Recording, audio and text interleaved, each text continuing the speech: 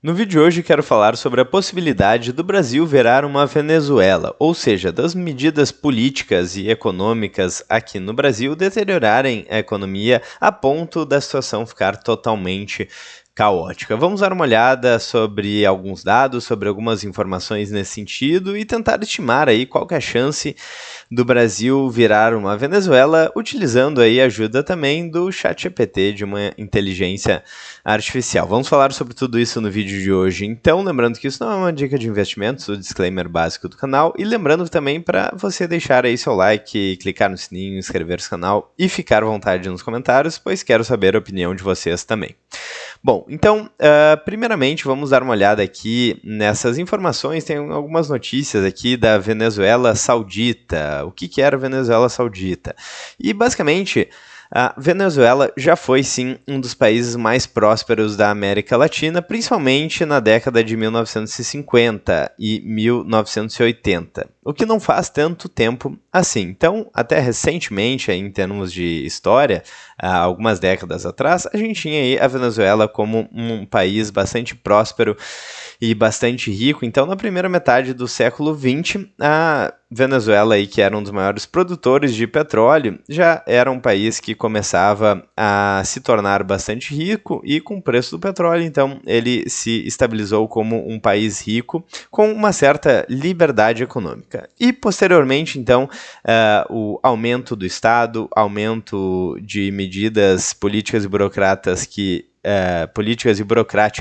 que dificultavam o empreendedorismo e minavam aí o livre mercado e por aí vai, fizeram com que o país se tornasse esse problema aí que é hoje em dia, com pessoas aí passando fome e dificuldades econômicas severas aí nos dias de hoje. Então, basicamente, o socialismo se instaurou na Venezuela e causou o problema atual aí. Hoje em dia a gente já tem boa parte da parcela aí da população que conseguiu escapar aí da Venezuela e as poucas pessoas que permaneceram lá estão em uma situação bastante crítica. A gente tem o exemplo da Argentina também, que já foi um dos países mais ricos do mundo no início do século XX. Então, a Argentina era um dos países de maior crescimento do mundo, atraindo imigração europeia e tendo um PIB per capita superior ao de países como Alemanha, Itália, França, segundo aqui a Folha de São Paulo. Estimativas apontam que a Argentina foi o país mais rico do mundo em 1896, aqui afirma a BBC. Então, muito interessante.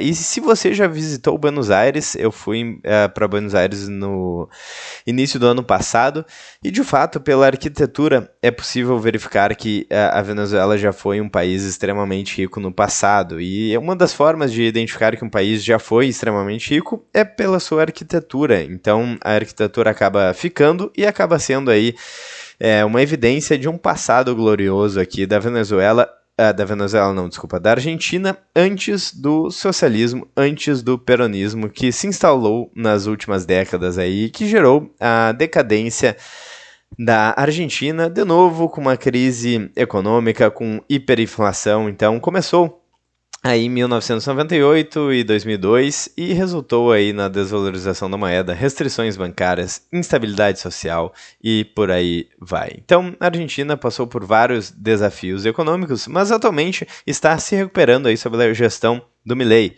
Então a gente tem aqui algumas informações como essa aqui, do dia 31 de março de 2025, então, que fala sobre a queda forte na taxa de pobreza da Argentina, que estava altíssima, então passou de 52,9% para 38,1%, então uma queda significativa na pobreza na Argentina em decorrência de políticas aí de liberdade econômica que o Milei está adotando. Então, tentando reduzir o tamanho do Estado e tentando aumentar aí a soberania de empreendedores, que são as pessoas que de fato geram riqueza na sociedade. Também mais uma notícia aqui, então, o Javier Milei, que foi eleito o presidente mais popular da América do Sul. E aqui a última notícia sobre a Argentina, sobre o superávit, então, da Argentina, superávit recorde de quase 19 bilhões de dólares. Então, notícias recentes aí mostram como a economia da Argentina está mudando para melhor, mas recentemente, então, ela viveu um período de altíssima inflação, uma situação não tão caótica quanto a da Venezuela, mas bastante caótica sim, e a situação está mudando, então a Argentina está se desenvolvendo bastante com essas políticas econômicas mais favoráveis a empreendedores e livre mercado. Bom, o Brasil, por outro lado, está seguindo o rumo oposto. Então, por exemplo, em 2024, a gente teve uma fuga histórica de capital da Bolsa Brasileira, capital estrangeiro, em 2024. Primeiro saldo negativo aí desde 2019. Então, basicamente, as pessoas perceberam aí toda a corrupção crescente no Brasil, todos os problemas que políticos e burocratas de Brasília causam aí no país e decidiram então retirar sabiamente o dinheiro. Tem um gráfico que mostra o Ibovespa corrigido pelo dólar de 2010 até hoje e basicamente, se a gente corrigir pelo dólar, o Ibovespa perdeu valor. Então é realmente uma situação bastante complicada aí acreditar no futuro do Brasil. O Brasil aí em termos de inflação, em termos de esquemas de corrupção, em termos de problemas políticos, tem um passado aí glorioso e um futuro muito promissor, porque de fato é muito difícil, embora a gente tenha muitas pessoas bem intencionadas aqui no país, é muito difícil prosperar com uma gestão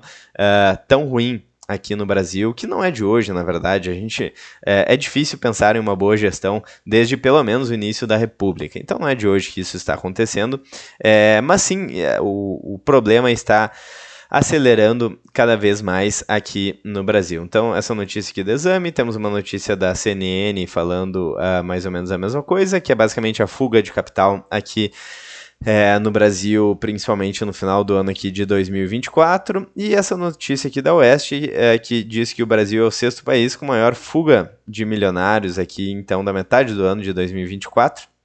Cerca de 800 pessoas com pelo menos $1 milhão, então devem deixar o território nacional no decorrer do ano de 2024, era a estimativa aqui. Então, indica a pesquisa da consultoria de uma consultoria aqui conhecida. Enfim, então, de fato, temos uma fuga de cérebros, uma fuga de dinheiro aqui do Brasil.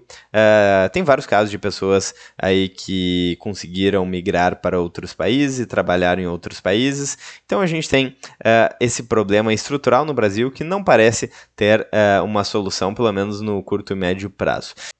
E o que nós vamos verificar então? Vamos verificar qual que é a chance do Brasil virar uma Argentina ou uma Venezuela. Então, basicamente, curto prazo aqui seria uma inflação alta, perda de poder de compra e controle de capital, e no longo prazo uma ruptura institucional, colapso da moeda e crise humanitária. Então vamos começar aqui pela situação do Brasil em 2025. Temos alguns dados aqui, vocês podem checar esses dados, pois o ChatGPT eventualmente se atrapalha aqui nessas informações. Então temos uma inflação oficial de IPCA, né? A gente sabe que a inflação real é a expansão da base monetária, mas o IPCA, então, em torno de 4% ao ano, a inflação real é bem maior que isso, que é a expansão da base monetária. Temos uma dívida pública PIB em torno de 75% e subindo aqui, de acordo com as informações do ChatGPT. E em relação à Argentina, a gente tem esses índices mais altos e na Venezuela um colapso total com hiperinflação.